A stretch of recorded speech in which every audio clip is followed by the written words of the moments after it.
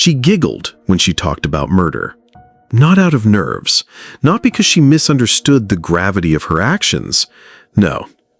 Nanny Doss giggled because she enjoyed it. The same laugh she used when baking pies or chatting with neighbors was the one that escaped her lips when she confessed to killing her husband, and not just him. One by one, she named them. Husbands, children, grandchildren, her mother, her sister, a mother-in-law. As we delve into this video, don't forget to like this video, share with friends, and subscribe to Murder Files for more delve into serial killers' cases. In 1954, Nanny Doss sat calmly across from the detectives in Tulsa, Oklahoma. She smiled warmly, hands folded neatly in her lap, and said, "Yeah, I killed him." She was referring to her fifth husband, but it didn't stop there. Before the interview ended, she had confessed to 10 more murders, each one carried out with a quiet, almost loving efficiency. Her victims were never strangers. They were the people closest to her, the ones who trusted her, relied on her, even loved her. There was Frank Harrelson, husband number 4, who died just after Nanny found letters from another woman hidden in his coat pocket. That night, she made him a special meal. Within hours, he was dead. When the coroner labeled it as heart failure, no one questioned it. Nanny had done what she always did, smiled through the tears, accepted condolences, and moved on. Before Frank, there had been Arlie Lanning, a heavy drinker from North Carolina. He died suddenly, just like the others. Shortly afterward, his mother passed away while Nanny was caring for her. No one thought to question the devoted daughter-in-law who brought flowers to both funerals. Then there was her own flesh and blood. Nanny's daughter, Melvina, had given birth to a healthy baby girl. But one night, while resting from labor, Melvina looked up and saw her mother holding a hairpin over the infant's crib. The next morning, the baby was dead. The cause was listed as unknown. Years later, Nanny would confess to smothering the child. Her 2 sisters died mysteriously after short visits. So did her mother, Louisa Hazel, who passed suddenly while staying at Nanny's home. She had made the mistake of complaining about her health, and Nanny, ever so helpful, offered to prepare her some medicated prune pie. The most heartbreaking was the death of her grandson. After her daughter divorced and returned home, Nanny offered to care for the toddler. Within days, the boy died of asphyxia. No one suspected the sweet grandmother. What tied these deaths together wasn't just the killer's proximity, it was the silence, the consistency. The natural causes listed on each death certificate. Nanny Doss knew how to time her murders, how to mix the poison, and how to cry just enough to be believed. She rarely used violence. Instead, she used coffee, stew, or pie, laced with arsenic or rat poison.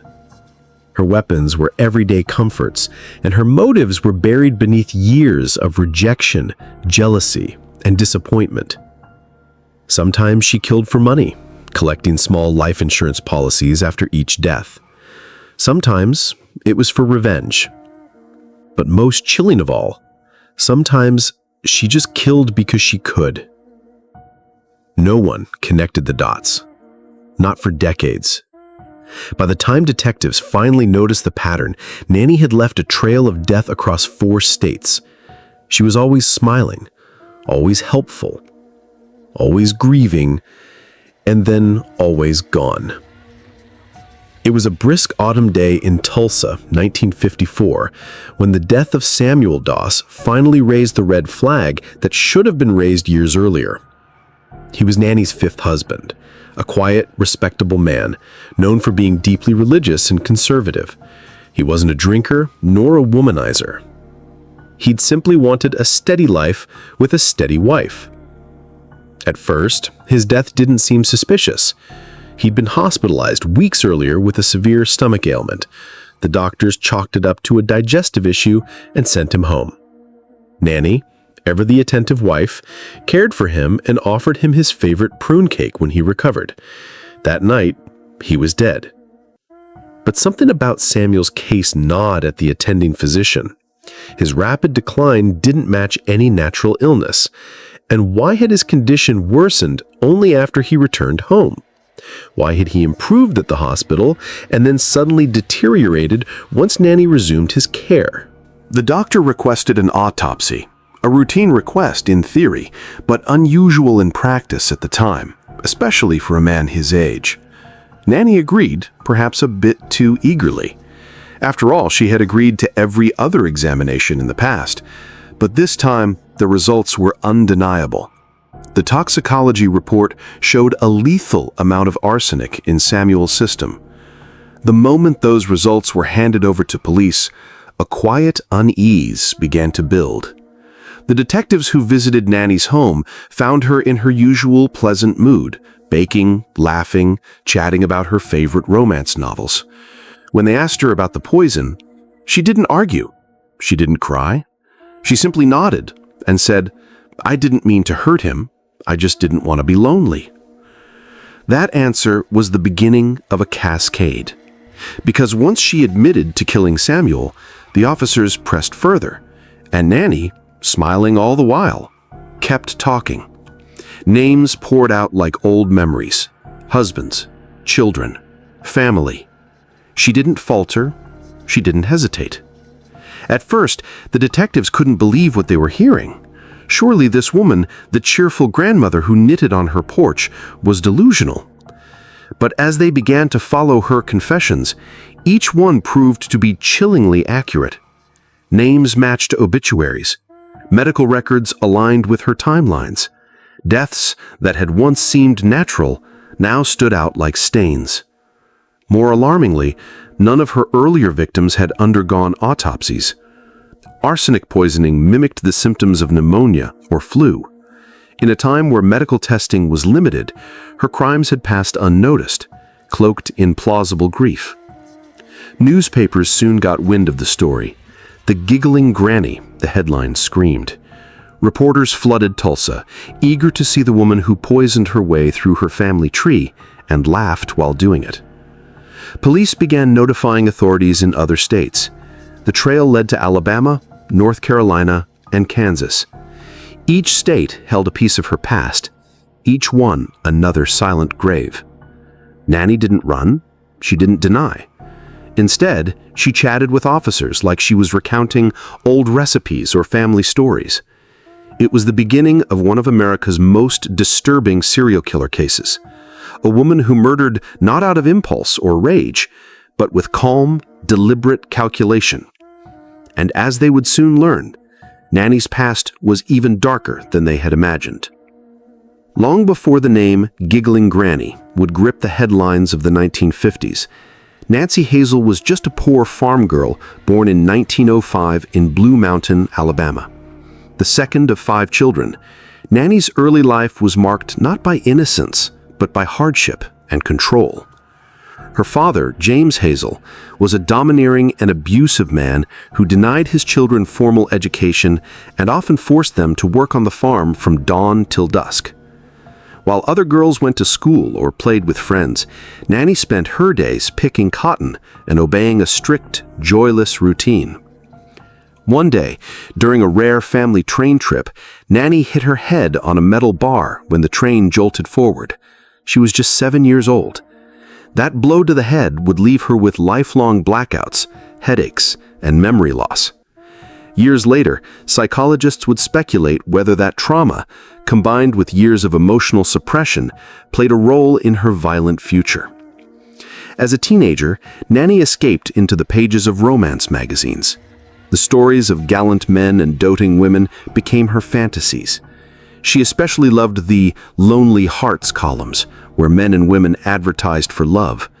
Those columns, decades later, would become her hunting ground. Her first marriage was to Charlie Braggs, a coworker at the local linen factory. She was only 16. Her father approved because Charlie lived with his mother, an arrangement that kept Nanny under another woman's thumb. That marriage produced 4 children, but was quickly poisoned by infidelity, alcoholism, and suspicion. 2 of their children died under mysterious circumstances. Charlie, unnerved, took their oldest daughter and fled. The divorce set the tone for what followed. With each new marriage, Nanny presented herself as the perfect housewife, affectionate, dependable, and nurturing. But inside, a storm brewed. Her disappointment in love turned to quiet rage. If a man cheated, lied, or simply bored her, she found a way to rid herself of him. She married and buried Frank Harrelson, Arlie Lanning, Richard Morton, and finally Samuel Doss. None of them lived to talk about it.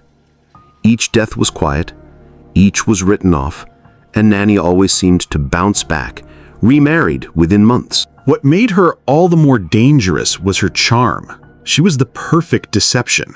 She smiled in photographs. She told jokes. She kept a tidy home. Her neighbors remembered her as the sweetest woman on the block. No one suspected that her kindness came with a spoonful of arsenic. Her preferred method of killing? Poison. Reflected her personality. Patient, untraceable, and quiet. Arsenic didn't scream. It mimicked illness, turned skin pale, and silenced its victims slowly. Nanny used it with precision, often mixing it into meals or drinks prepared lovingly by her own hands. Behind her mask was a mind shaped by years of repression, loneliness, and fantasy. When reality failed to meet her expectations, she eliminated it, one person at a time. No rage, no blood, just a smile, a laugh, and a deadly goodbye. By the time police peeled away the layers of her history, they realized that Nanny Doss hadn't just tricked her victims. She had fooled an entire country for over 30 years. Nanny Doss didn't kill in a fit of rage. She didn't strike with knives or shoot in bursts of emotion. Her method was slow, methodical, and terrifyingly domestic. She killed with what she called kindness. A slice of pie, a warm cup of coffee, a hearty stew laced with poison. Her weapon of choice? Arsenic. And when arsenic wasn't available, she used rat poison. Both were easy to obtain in the 1930s and 1940s, especially for a woman running a household. That was the first layer of her invisibility.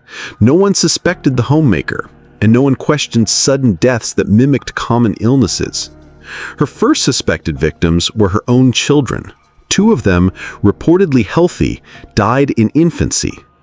While their deaths were never confirmed as murders, Nanny's later confessions would cast a grim shadow on those early tragedies.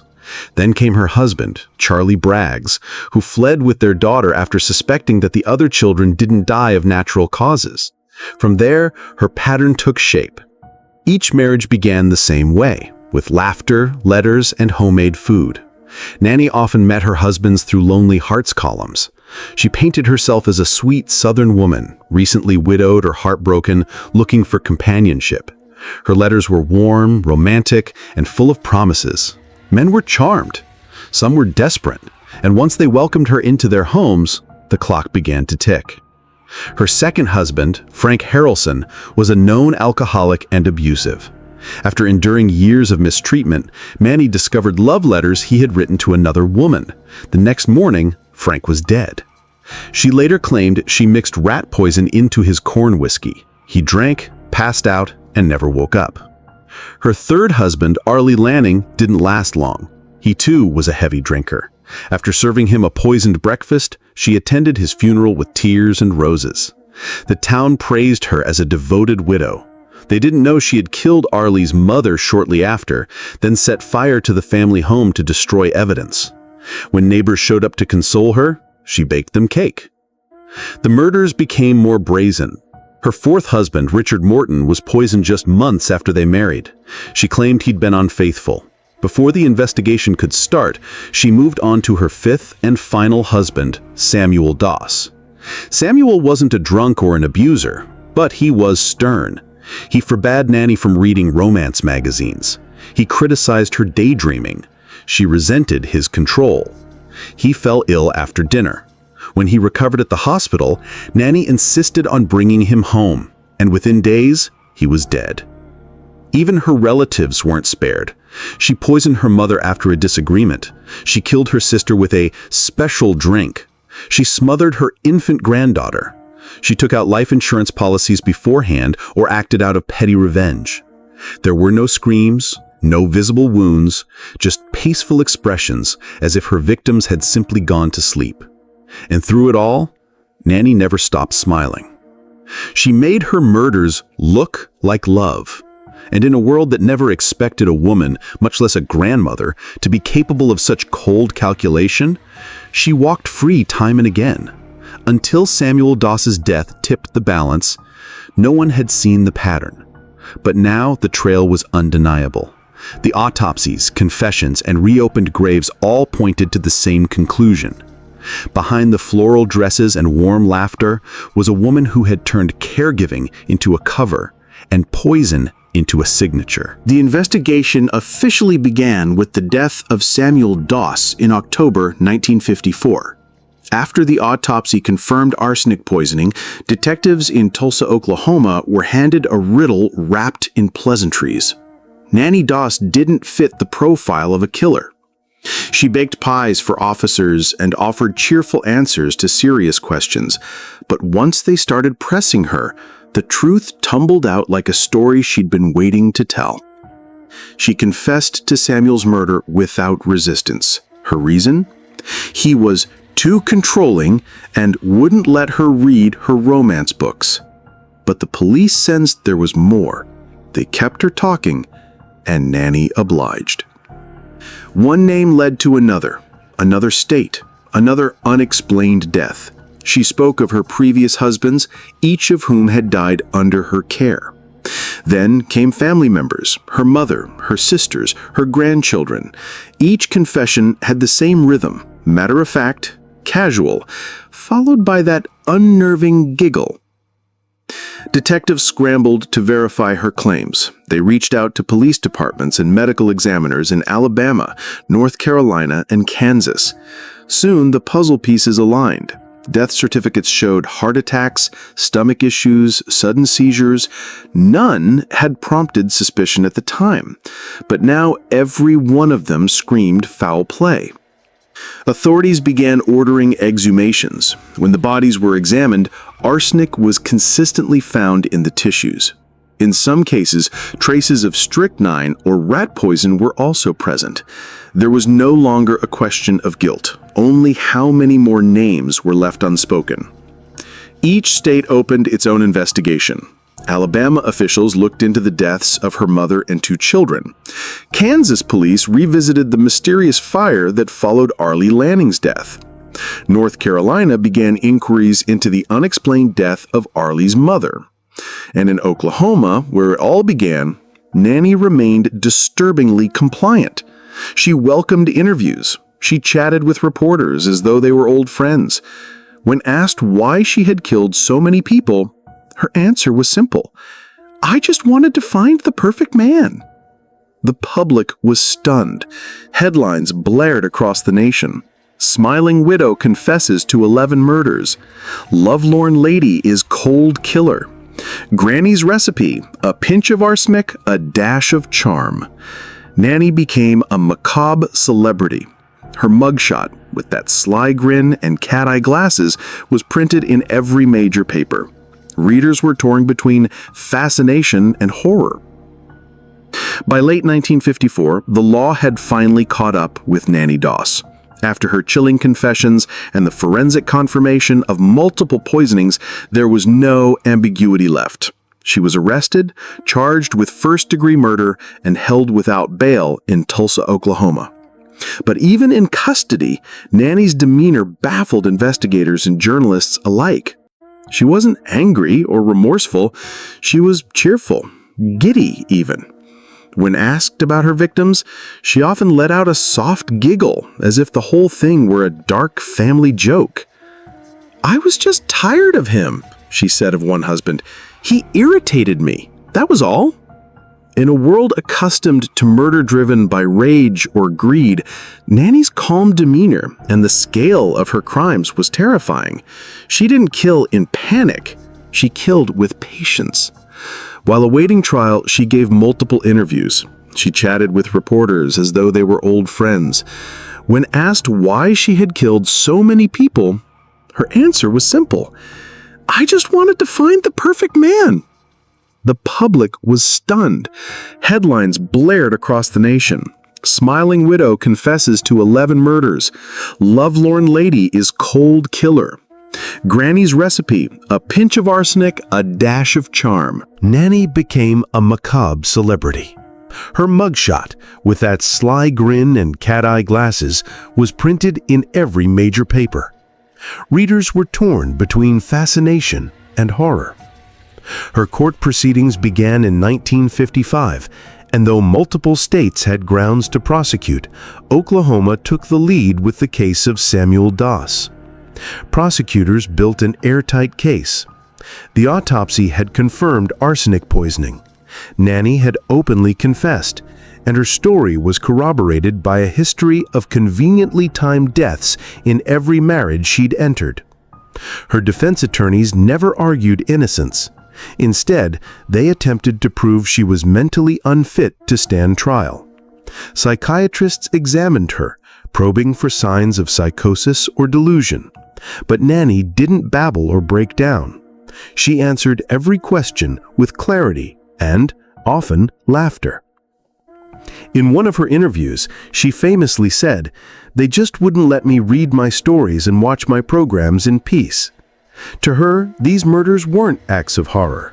They were solutions, quiet exits from lives that no longer pleased her. Faced with her own words and overwhelming forensic evidence, the court had little choice.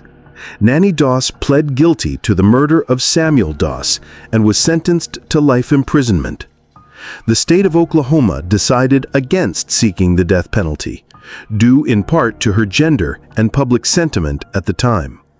Other states, Alabama, North Carolina, Kansas, declined to pursue separate charges, satisfied that she would never be released. In the courtroom, she was calm. When the sentence was read, she smiled politely, adjusted her glasses, and nodded. No tears, no protests. The trial wasn't dramatic. It didn't need to be. Nanny had already laid everything bare. She'd served coffee to death, loved her victims to the grave, and now she would spend the rest of her life behind bars. Even then, she kept her nickname. Fellow inmates called her Granny. She remained pleasant, chatty, and always a little too happy for someone serving life for murder. Nanny Doss was sentenced to life in prison in 1955 and spent the remaining years of her life at the Oklahoma State Penitentiary for Women in McAlester. Even behind bars, she never lost her unnerving cheerfulness. She tended the prison garden, made small talk with guards, and became oddly popular among fellow inmates. They saw her as harmless, an eccentric, smiling woman who baked cookies and told jokes. Few could reconcile the sweet demeanor with the trail of bodies she'd left behind. She died in the prison hospital on June 2, 1965, of leukemia. There were no headlines this time, no public outcry, no long tributes. Just a passing mention in the local paper. Nanny Doss, confessed serial killer, dies at 59. But for the families she left behind, the scars remained. Her crimes devastated generations. Survivors like her daughter Nelvina struggled not only with grief, but with the knowledge that their mother had killed members of their family, siblings, children, grandparents. Some of them had trusted Nanny with their own lives, unaware that she had taken so many others.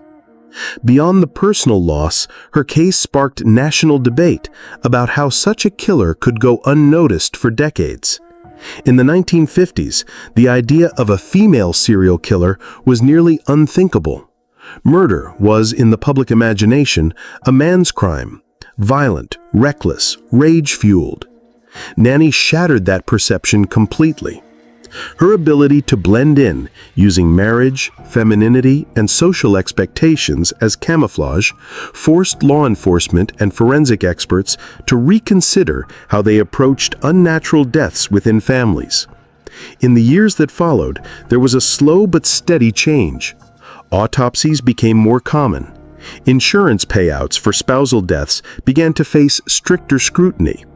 Medical examiners were urged to look twice at sudden, unexplained deaths, especially when a pattern was suspected. Though Nanny never became as infamous as other serial killers in American lore, her story quietly influenced forensic policy and investigative procedures. She had slipped through the cracks too easily, too often. Authorities vowed not to let it happen again. Her story also sparked a dark fascination in the public. Writers, psychologists, and criminologists continued to study her case long after her death. What drove a woman to kill so many of her loved ones? Was it trauma, a mental disorder, or just the cold, calculating nature of someone who never saw life or love as anything but disposable? The most haunting detail was her laughter. She didn't cry when recounting the deaths. She didn't wince when describing the poisoning. She giggled like she was recounting old family gossip. Nanny Doss didn't fit the mold. That was her greatest weapon. She made people feel safe, and then she killed them. Today, she's remembered not for her body count alone, but for the way she defied every stereotype. The poisoner with the pie, the widow with the wedding ring, the granny with the giggle. Behind her glasses and smile was a lesson America had to learn the hard way. Monsters don't always growl. Sometimes they laugh. What do you think truly drove Nanny Doss to murder her own family? Was it trauma or something much darker beneath the surface? And how many other killers have hidden behind smiles and good manners, undetected, unsuspected? If this story unsettled you, make sure to subscribe for more real-life true crime cases that expose the minds behind the madness. Leave a comment below. Do you believe Nanny was born a killer or made into one by her life circumstances? And one final question to leave you thinking. If someone like Nanny could go unnoticed for decades, how many more are still out there? I'm sorry for the hurt that I've caused so many people. She was a grandmother who baked pies and attended church every Sunday. But behind that sweet smile lay a deadly secret.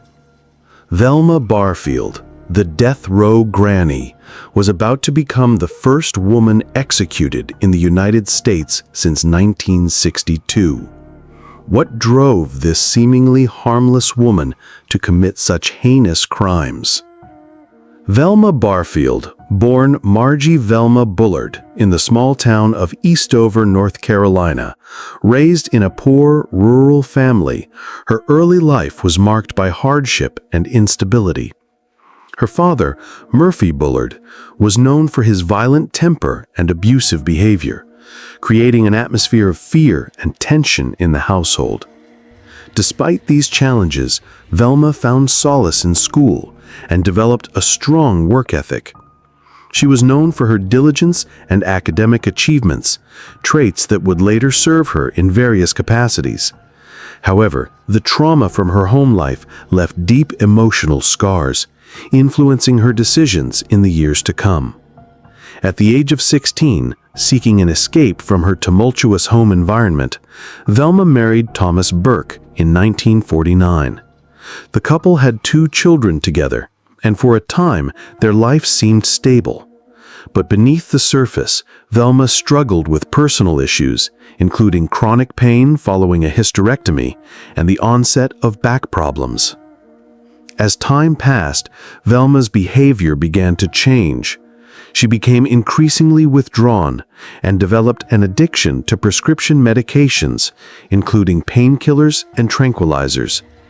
This dependency strained her marriage, and tensions escalated between her and Thomas. In April 1969, after an argument, Velma and their children left the house. Upon returning, they found their home had burned down, and Thomas was dead. The fire was ruled accidental, but questions lingered about the circumstances surrounding his death. Following Thomas's death, Velma's life took a darker turn. She remarried in 1970 to Giggling Barfield, a widower. Their marriage was short-lived, ending with Jennings' death from what was believed to be heart complications in 1971. In the years that followed, Velma's behavior became more erratic. She began working as a caregiver for the elderly, a role that would place her in close proximity to vulnerable individuals. It was during this time that a pattern of mysterious deaths began to emerge. The stage was set for a chilling revelation.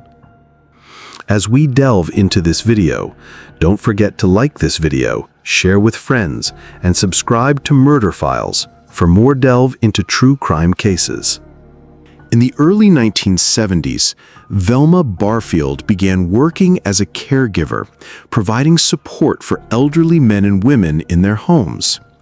It was a seemingly altruistic role, one that required trust and compassion. But unbeknownst to those who relied on her care, Velma was far from the nurturing figure they believed her to be. Instead, she was already plotting her next move, each death bringing her closer to a deadly pattern. Her first known victim was her own mother, who in 1974 fell ill after eating dinner prepared by Velma. The symptoms were consistent with food poisoning, nausea, vomiting, and abdominal pain. Doctors could not pinpoint the cause, and her mother's death was attributed to natural causes. Velma, always the gracious daughter, played the part of the grieving caretaker. No one suspected a thing. But this was only the beginning. In the same year, another elderly man under Velma's care, John Henry Lee, began showing similar symptoms after eating food prepared by Velma. His condition deteriorated rapidly, and within a few days, he was dead. His cause of death was also attributed to natural causes, and once again, no foul play was suspected. At this point, Velma's method was becoming clearer. Poison. It was easy for Velma to hide her tracks. She carefully controlled what her patients ate, often preparing meals herself and ensuring no one else saw what was being added to them. Her poison of choice, rat poison and arsenic, was easy to acquire and undetectable at first, leaving no signs of foul play. She used these substances with chilling precision, each dose calculated and designed to be slow and gradual, so no one would suspect murder. But something was different this time. With each death, Velma grew bolder. In 1974, after the death of another patient, the police began to take notice. There were just too many elderly deaths surrounding Velma for it to be pure coincidence. Authorities began to question her, but Velma's demeanor remained calm. She was the picture of composure, always playing the role of the innocent caretaker. Still, there was one element that couldn't be ignored. The circumstances surrounding the deaths were beginning to seem eerily similar. Patients who had no prior history of illness were dying after eating meals prepared by Velma, and every time the cause was a slow and mysterious decline in health. Despite suspicions, Velma's charm and friendly demeanor continued to disarm those around her. She seemed like the perfect person to entrust a loved one to, but behind her smile, she was growing more confident in her ability to get away with murder. The questions now were, how many deaths had there been? And was Velma's role as a caregiver merely a convenient cover, or was there a far darker truth lurking beneath her calm exterior? By 1977, the pattern was undeniable. The town of Spring Lake, where Velma had settled, was beginning to notice the string of deaths. In 1977, Velma started a relationship with another elderly man named Thomas Burke, not to be confused with her first husband. He was a kind, retired man who trusted Velma to care for him during his declining health.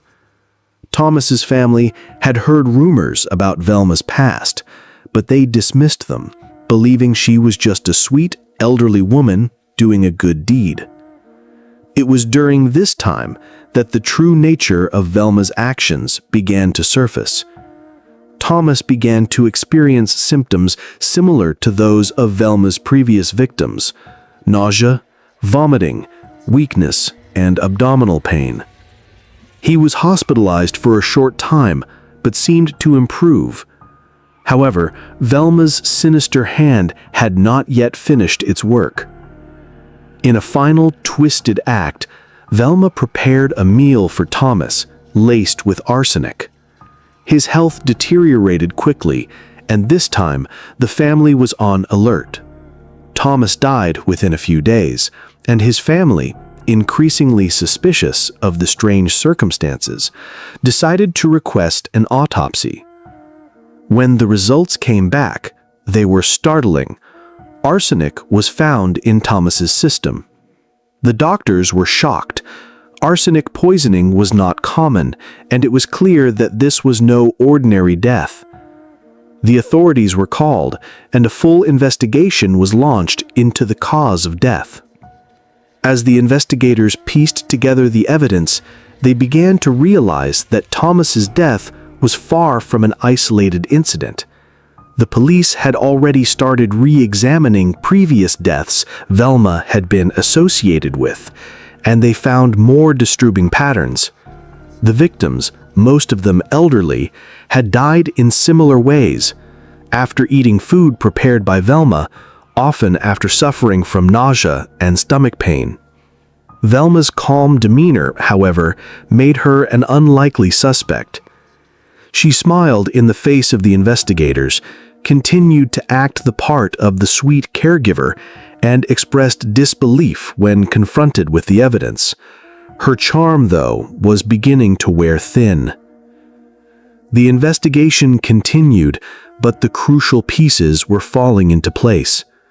What had once seemed like unfortunate coincidences were now being connected through one key factor: Velma Barfield, the unassuming woman who had been poisoning her victims for years. The investigation into Velma Barfield had reached a boiling point, and the police were ready to confront her with the mounting evidence. As they brought her in for questioning, the atmosphere was tense. She had been a model of composure throughout the investigation, almost too calm for a woman who was now a prime suspect in multiple deaths. The officers could sense something was off, but they had no idea just how chilling her confession would be. During the interrogation, Velma sat across from the detectives, her hands folded neatly in her lap. She was polite, smiling occasionally, as though she were merely answering questions about an old acquaintance. But beneath her serene exterior, the truth was beginning to surface. Velma's first response was typical of her calm demeanor. She denied any wrongdoing and insisted that she was simply a kind-hearted woman who had been unfortunate enough to be around people who had fallen ill. But as the detectives pressed her, something changed in the room. The tone shifted, and Velma began to speak. With an almost eerie nonchalance, Velma admitted to poisoning her victims, not just once, but several times over the course of her caregiving career. Her first victim had been her own mother, but it wasn't the last. She went on to confess that, over the years, she had poisoned at least 6 elderly people in her care, including Thomas Burke, whose death had sparked the investigation.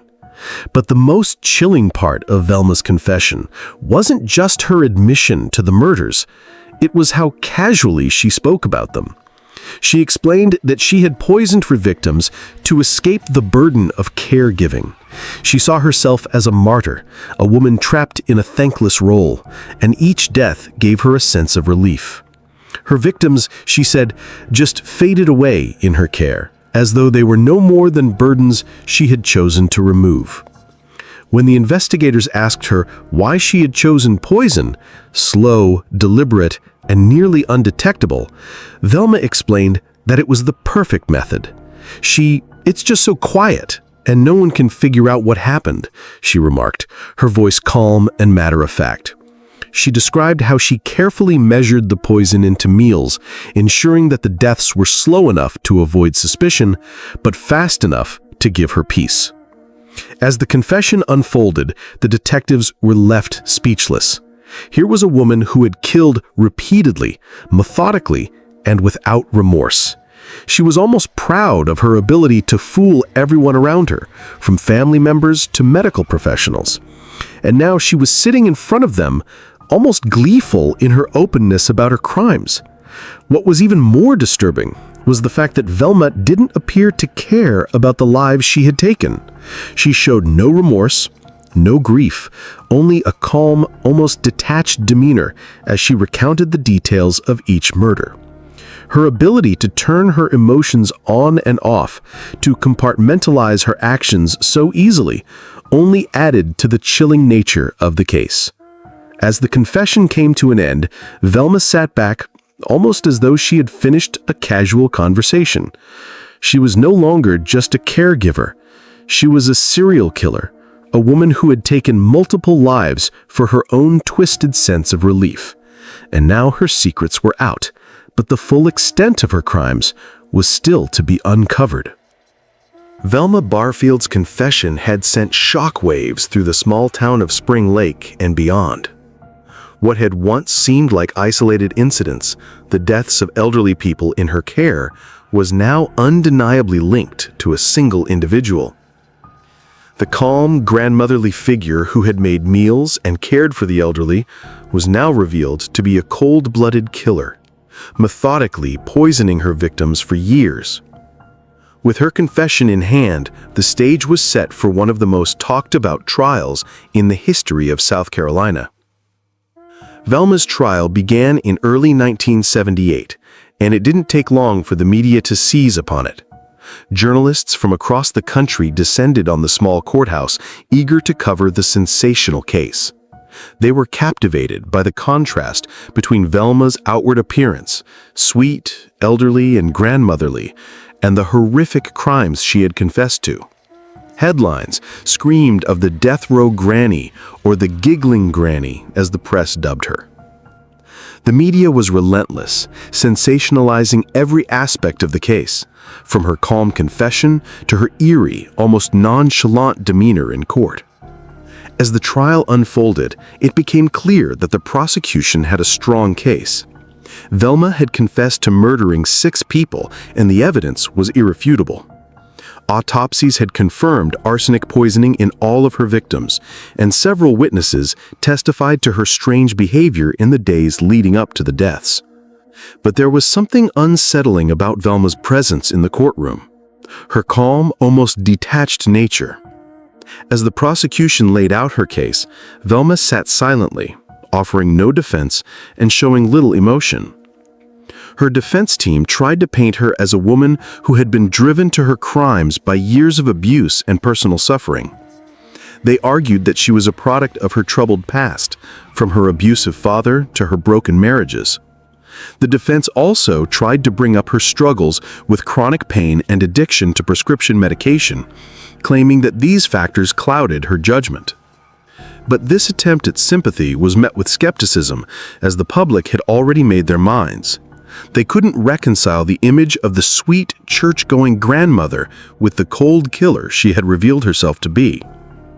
The prosecution pushed forward, arguing that Velma's actions were not the result of mental illness or overwhelming hardship, but of a calculated, methodical desire for control and convenience. She had chosen poison because it was the perfect weapon, slow, effective, and nearly impossible to trace until it was too late.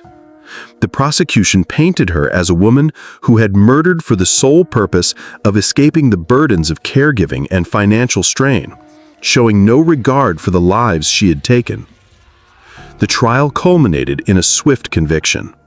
Velma Barfield was found guilty of the murder of Thomas Burke, her final victim, the one whose family had demanded an autopsy and uncovered the truth. As she was sentenced to death, Velma's demeanor remained unchanged.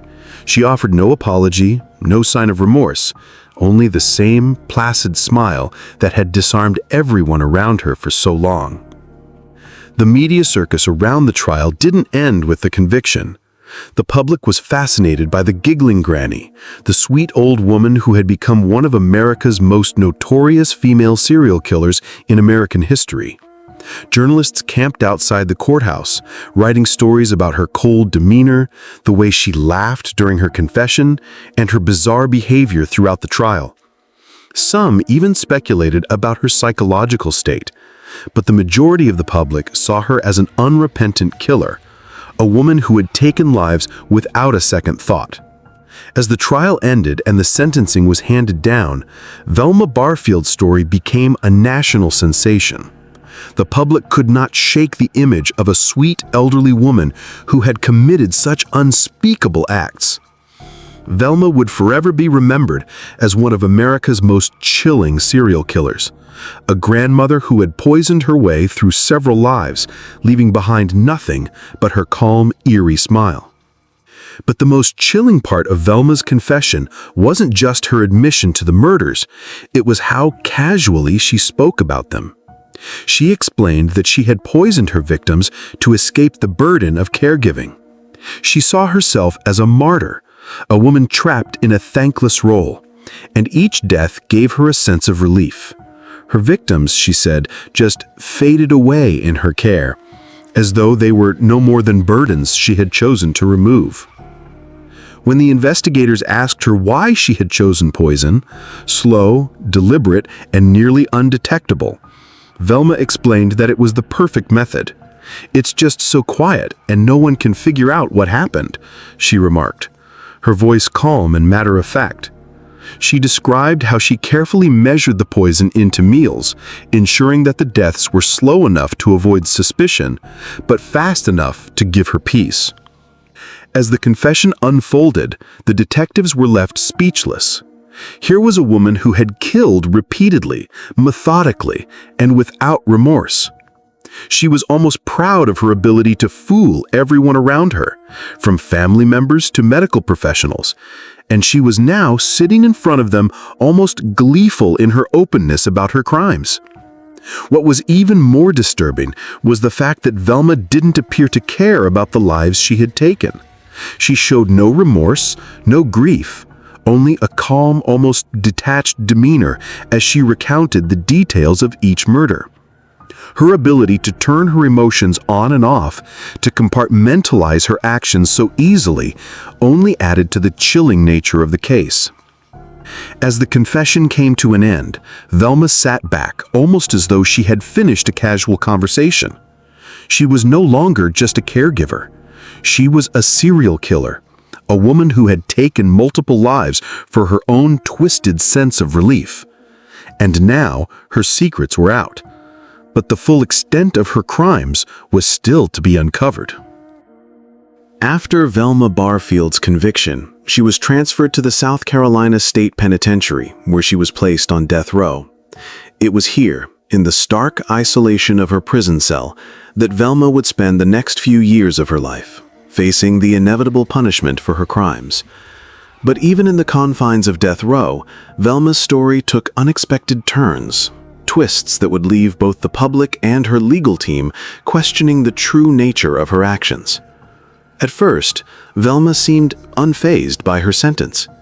The woman who had shown no remorse in the courtroom continued to display an unsettling calm in her new surroundings. Despite the gravity of her crimes, she behaved like a model inmate, following the rules and spending her days reading romance novels, knitting, and praying. She became a regular fixture at the prison chapel, where she would pray for forgiveness, though it was unclear whether she was truly repentant or simply maintaining her carefully crafted persona. Despite her lack of visible remorse, Velma's case garnered attention from religious groups, death penalty activists, and even the media, all of whom began to question whether a woman like her deserved to be executed.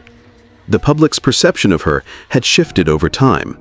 While she had been labeled a cold, calculating killer, some began to see her as a victim of circumstance, an abused woman who had suffered mental anguish for years. They wondered whether she was truly guilty of murder or if her troubled past had driven her to the unthinkable. Velma herself seemed to recognize the change in public opinion. She became more open with her fellow inmates and prison staff, sharing details of her past and, for the first time, expressing some form of remorse. She spoke of her abusive upbringing, her failed marriages, and the chronic pain that had plagued her for years. Many of the prison chaplains and counselors who spoke to Velma noted that she had appeared to find some sort of peace in her final years. But whether this newfound peace was genuine or a carefully constructed facade was still up for debate. The question that haunted many was whether Velma Barfield truly understood the gravity of her actions. She had killed not out of self-defense, not out of passion, but out of convenience, choosing to end the lives of those who had become burdens to her. Yet she never seemed to fully grasp the extent of her cruelty. Instead, she spoke of her victims in a detached manner, almost as though they were characters in a story, rather than real people with families and lives of their own. In 1982, after years of legal battles, Velma's case took another unexpected twist. Her execution date was set, and the final stages of her time on death row began. However, just as her execution was nearing, a series of appeals raised questions about the fairness of her trial and the evidence used to convict her. Lawyers argued that her confession had been coerced and that she had not received proper psychiatric evaluations. These appeals led to a temporary stay of execution, and for a brief moment, it seemed as though Velma's life might be spared. But as the legal process dragged on, public opinion began to shift again. Her supporters, who had once rallied behind her, began to lose faith in her claim of innocence and remorse. By 1984, the legal battles were over, and the execution order was reinstated. The state of South Carolina had made its decision. Velma Barfield would be executed for the murders of her elderly victims, and there would be no further appeals. The day had finally come. After years of legal battles, delays, and public debates, Velma Barfield was set to face the consequences of her crimes. She had been on death row for nearly 6 years, her fate hanging in the balance with each passing year. But on November 2, 1984, Velma's time had run out. The quiet, grandmotherly woman who had poisoned her way through the lives of vulnerable elderly people was about to be executed. Velma's final hours were marked by a strange calmness that had defined much of her time on death row. As she prepared for her execution, she refused to be emotional or show fear. Those who were with her during the final moments described her as serene, almost eerily so. She was allowed to meet with her spiritual advisor and a few close friends. But she didn't express regret for her actions in a meaningful way. Her demeanor remained composed as she faced the inevitable. In the hours leading up to the execution, Velma made a statement to the media. She denied any guilt for the murders she had committed. While she had confessed in the past, her final words were filled with ambiguity. "I'm sorry for the hurt that I have caused," she said. But whether she was truly sorry for the lives she had taken or simply for the suffering that had come with her arrest and conviction was unclear. It was a final, cold admission of responsibility without any clear expression of remorse or deep regret. The execution itself was set to take place at the South Carolina State Penitentiary, and the media had gathered in force. The public was captivated by this rare spectacle, the first woman to be executed in the U.S. in over 20 years. Velma's case had garnered national attention, both for the horror of her crimes and for the perplexing image of a sweet elderly woman who had committed them. At 6 p.m., Velma was escorted to the death chamber. She was calm, her hands clasped in front of her, as she was seated in the electric chair. The executioner prepared the chamber, and the last rituals of her life were conducted in silence. There were no screams, no protests, just the low hum of the machinery as the minutes ticked by. At 6:15 p.m., the switch was pulled. The electrical current coursed through Velma's body. She was pronounced dead at 6:22 p.m. It was over. In the aftermath of Velma Barfield's execution, there were mixed reactions. For some, justice had finally been served for the lives she had taken. For others, her case remained a disturbing example of the complexity of the death penalty, how society viewed her as both a victim of her past and a monstrous killer. Her execution brought closure to the families of her victims, but it also left lingering questions about the true nature of her guilt and remorse. Velma Barfield died a convicted serial killer, but in her final moments, the world still questioned who she really was: the sweet grandmother who poisoned her loved ones, or the victim of an abusive past who simply became a monster in her own right. Velma Barfield's case left an unsettling legacy that still resonates today. As the first woman executed in the U.S. since 1962, she became a national sensation. Her nickname, the Giggling Granny, highlighted the contrast between her sweet grandmotherly image and her gruesome crimes. This eerie juxtaposition haunted the public, making her one of the most notorious serial killers in American history. Velma's execution was met with mixed reactions. Some viewed it as justice for the lives she had taken, while others saw her as a tragic figure, shaped by years of abuse and psychological trauma. Many questioned whether her troubled past had pushed her toward violence, making her not just a killer, but a victim of circumstance. Her story sparked continued debate over the death penalty, especially regarding women. Velma's execution raised questions about whether gender and past trauma should influence sentencing for violent crimes. In the years following her death, Velma became an icon in popular culture, featured in crime documentaries and books. Her case remains a chilling reminder of how evil can hide behind the most unassuming facades, and her name is forever etched in the history of American crime. Velma Barfield's chilling story forces us to question how far someone will go when pushed to the edge, and what makes a monster. What do you think? Was she a product of abuse, or was she simply evil? In the quiet town of Perry, Florida, a series of unthinkable deaths would soon raise questions that no one could answer. Over the course of just a few years, 5 children and 1 elderly man lost their lives under the care of a seemingly trustworthy babysitter. But the truth would shatter any illusions of innocence. This is the disturbing case of Christine Falling, the babysitter from hell.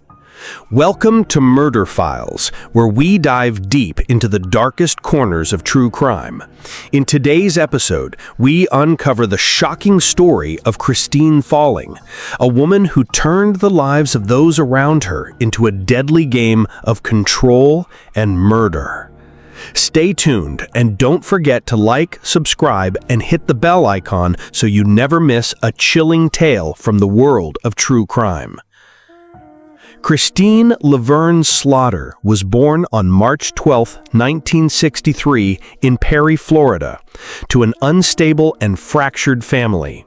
Her father, Thomas, was 65 years old when she was born, and her mother, Anne, was only 16. Christine's early life was far from typical, as her parents were ill-equipped to provide the stability and care a young child needs. Poverty and neglect marked her childhood, and she would spend much of her early years in and out of orphanages. Despite these challenges, Christine's story would only get darker.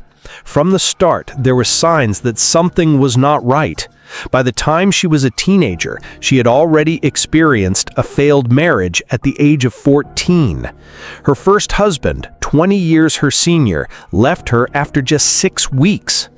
This failed union would mark the beginning of Christine's troubled adult life, but it was only the tip of the iceberg.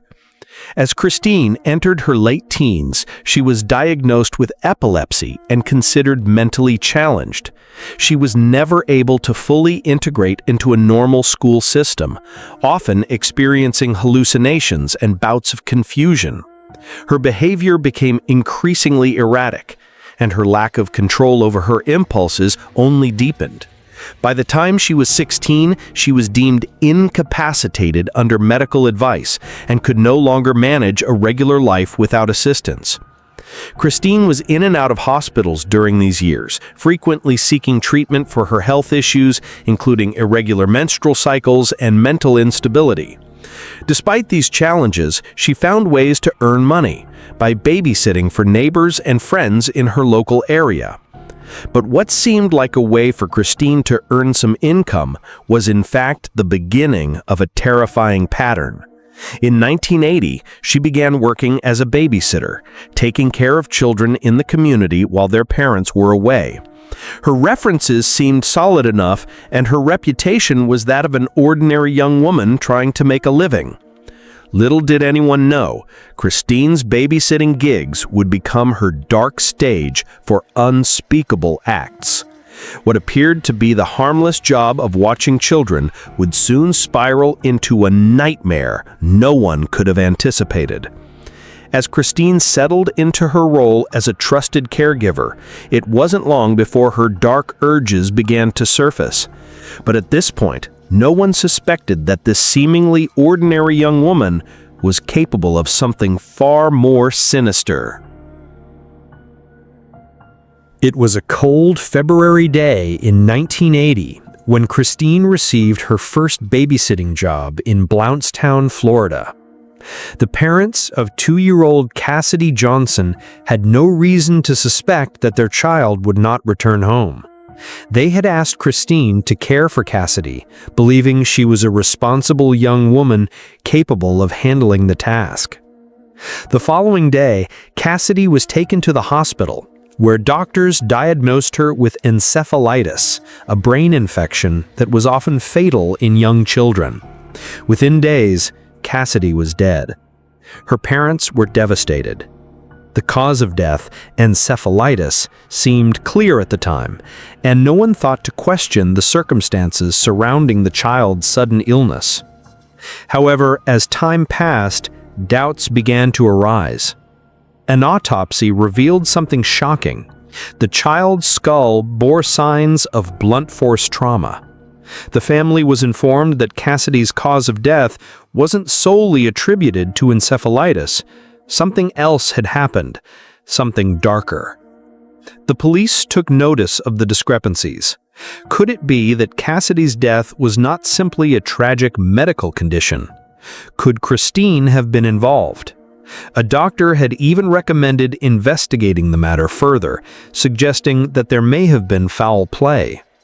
But in an unfortunate twist of fate, the recommendation was lost in a bureaucratic shuffle, and the case was eventually closed without further inquiry. Christine, however, remained unfazed. She spoke about Cassidy's death in the same detached manner as she did everything else. She claimed that the child had fallen from her crib and passed out. Despite the inconsistencies in her story, no one questioned her. No one could have suspected the truth, that a young woman who had once been a troubled teenager struggling with emotional instability was now hiding a terrifying secret. The case was ruled as an unfortunate accident, and Christine was free to move on. But her next job, just months later, would set the stage for a pattern of death that would soon spiral out of control. It was clear now, Christine Falling was no ordinary babysitter. but no one could yet fathom the horrors she would unleash. She was just getting started. By the time the summer of 1980 arrived, Christine had moved on from her first tragic babysitting job and was living in Lakeland, Florida. She had worked as a babysitter before, but this time she took on a heavier responsibility, looking after more children from local families. Her reputation was untainted, and her quiet demeanor made her an ideal caregiver in the eyes of the parents who hired her. Yet again, tragedy would strike. In early summer, Christine was hired to babysit 4-year-old Jeffrey Davis.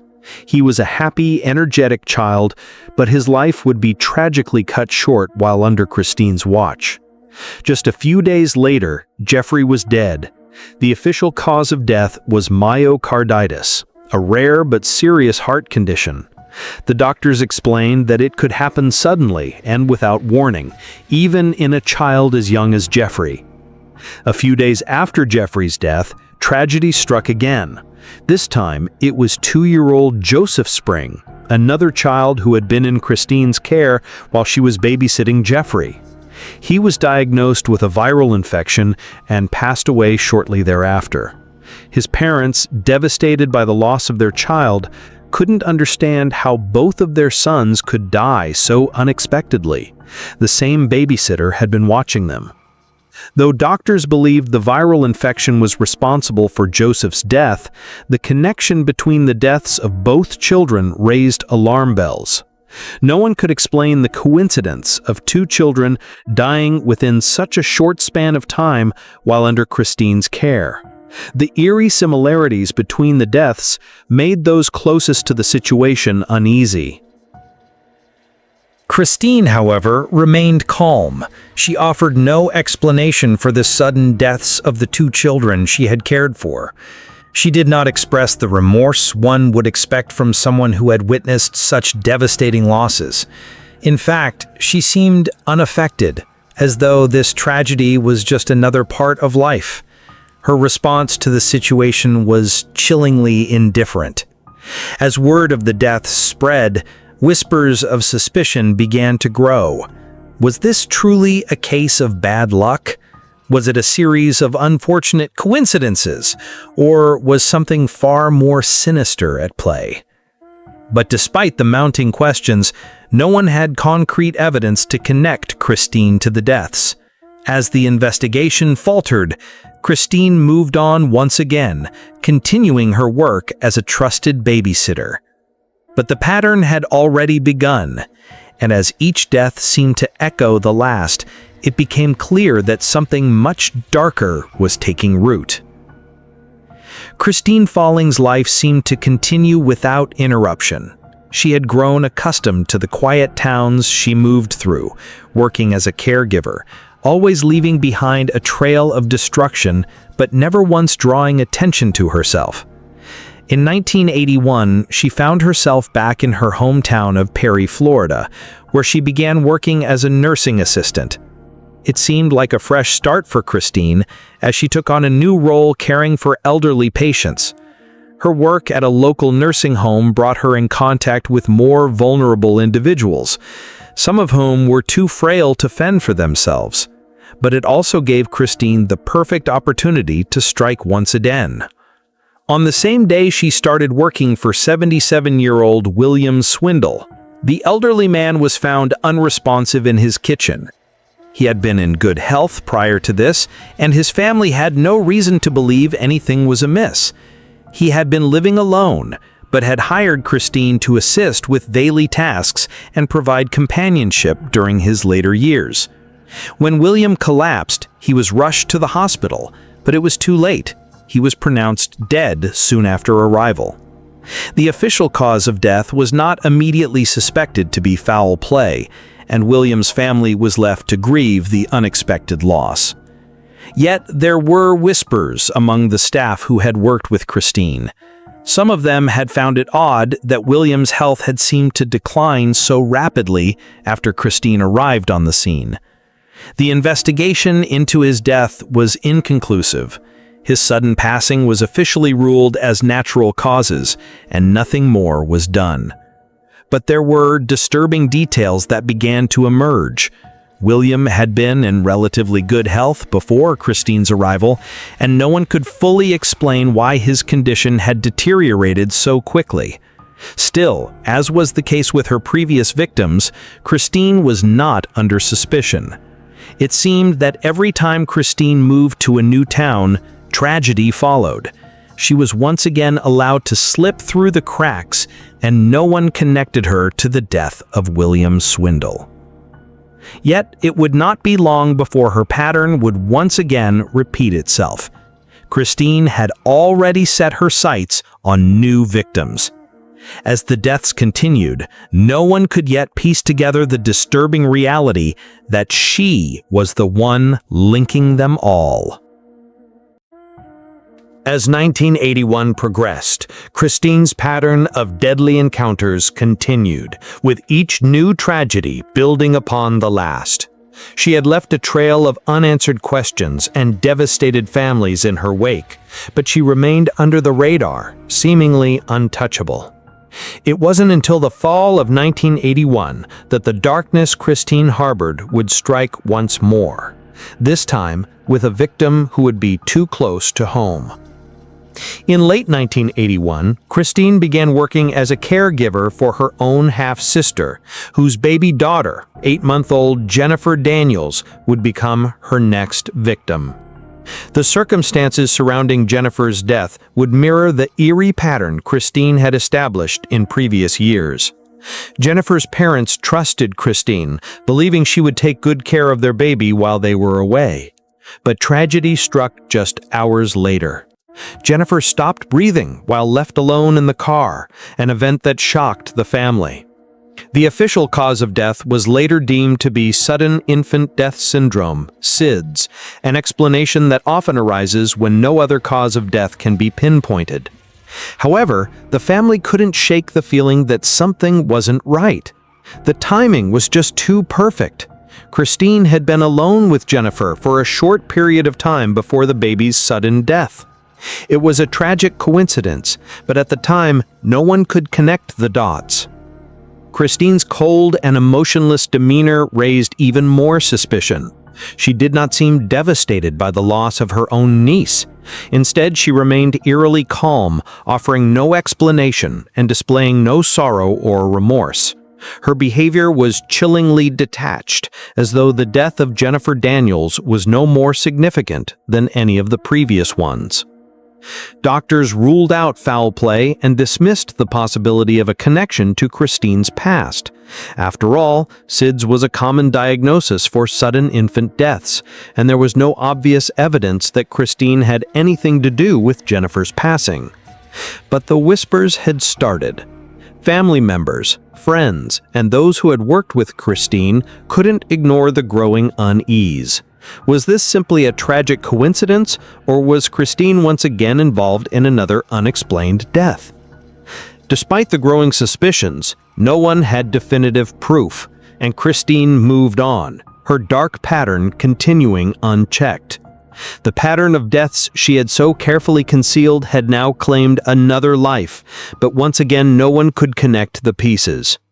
As the investigation into Jennifer's death stalled, Christine's web of deception tightened. She would soon find her next victim. It wasn't until the summer of 1982 that the unthinkable happened. Christine, now deeply embedded in her twisted pattern of death, would soon face a turning point, one that would unravel everything she had so carefully hidden. The victim this time was 10-week-old Travis Coleman, a baby whose life would be tragically cut short while in Christine's care. This time, the circumstances were different. There would be no excuse for the tragedy that followed. Travis had been left in Christine's hands while his parents took care of errands. In the few hours they were gone, a horrific crime took place. Travis was found dead, and an autopsy revealed something shocking: internal injuries consistent with suffocation. For the first time, the investigation focused on Christine. It was clear now that this was not an accidental death. This was the result of deliberate, calculated actions. As the evidence mounted, Christine's behavior became more erratic. The doctors, who had initially been quick to dismiss her previous actions, now had no choice but to confront the grim reality. This was no isolated incident. Christine's past, the trail of deaths she had left behind, could no longer be ignored. The pattern was unmistakable. When police questioned Christine about Travis's death, she cracked. For the first time, she admitted to her crimes. She confessed that she had been hearing voices that told her to kill the babies in her care. She revealed how she had suffocated her victims with pillows, blankets, and her bare hands. Her confession was chilling in its detachment, as though the horrific acts were mere steps in an ongoing, inevitable cycle. Christine claimed that the voices were compelling her to commit these acts, that she had no control over her actions. She said that she felt like she was following orders, unable to stop herself. The confession was unsettling, but it did little to explain why someone who seemed so ordinary, so seemingly trustworthy, could commit such monstrous acts. Her confession sent shockwaves through the small towns where she had lived and worked. The families of her victims, already devastated by their losses, were left reeling. The authorities now had the undeniable evidence they needed to link her to at least 3 murders: Cassidy Johnson, Jennifer Daniels, and now Travis Coleman. But Christine wasn't finished yet. As the investigation continued, more dark secrets began to surface. What had driven her to commit such atrocities? Was there more to her past than anyone had realized?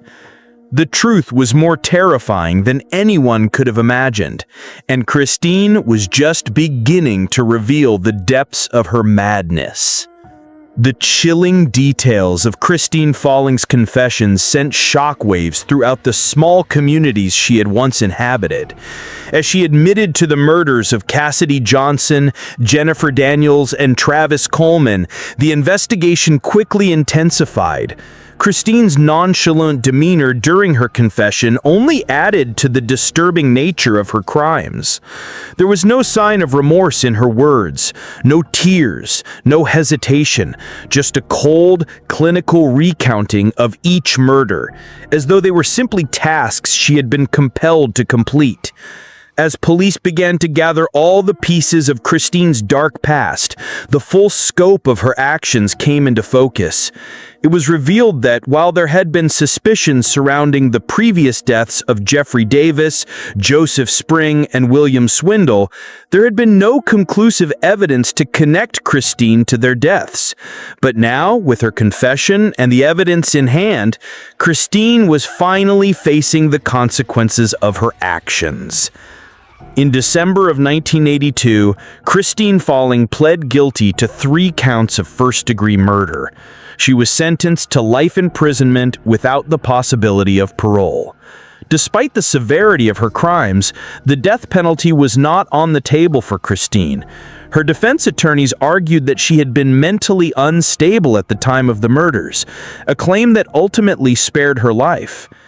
She was sent to the Lowell Correctional Institution in Ocala, Florida, where she would begin serving her sentence. Christine's case, though resolved legally, left the public reeling. People couldn't understand how someone who seemed so ordinary, so seemingly trustworthy, could commit such monstrous acts. Her claim of hearing voices was unsettling, but it didn't fully explain the motives behind her killings. The families of Christine's victims, forever scarred by the deaths of their loved ones, were left to pick up the pieces. They could never truly heal from the loss of their children and loved ones, but they were granted some solace in the fact that Christine was behind bars, where she could do no more harm. In 2017, Christine attempted to gain parole, but her request was denied. She remains in prison, still a mystery to those who study her case. She continues to be a subject of both fascination and fear, as experts try to understand the psychology of a woman who became one of the most chilling female killers in Florida's history. Christine Falling's case left a trail of devastation that never fully healed for the families of her victims. For them, no amount of justice could ever replace the lives she took. Cassidy, Jennifer, and Travis. Their grief became an ongoing burden that shaped their lives forever. Christine's name became synonymous with terror, not just in Florida, but nationwide. Her story raised uncomfortable questions about the safety of children in the care of trusted individuals. How could someone who seemed so ordinary, so unremarkable, be capable of such horrors? Christine's case highlighted the danger of assuming that the people closest to us are always safe. The public's fascination with Christine only deepened over time. Her lack of remorse and chilling claims about hearing voices made her a figure of both fear and intrigue. Despite a parole hearing in 2017, Christine remains behind bars, and her parole request for 2024 is unlikely to succeed. For the families of her victims, the pain never truly goes away. Christine's crimes serve as a reminder that evil can hide behind the most innocent facades. Her story is a tragic warning of how trust can be violated, and the aftermath of such betrayal is something that no amount of justice can erase.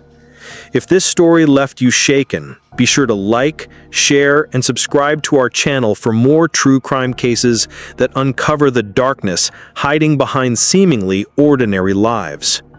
Don't forget to hit the notification bell so you never miss an episode. We'd love to hear your thoughts. Leave a comment below with your reactions or any cases you'd like us to cover next. Stay vigilant, stay aware, and remember, the truth is often darker than we imagine.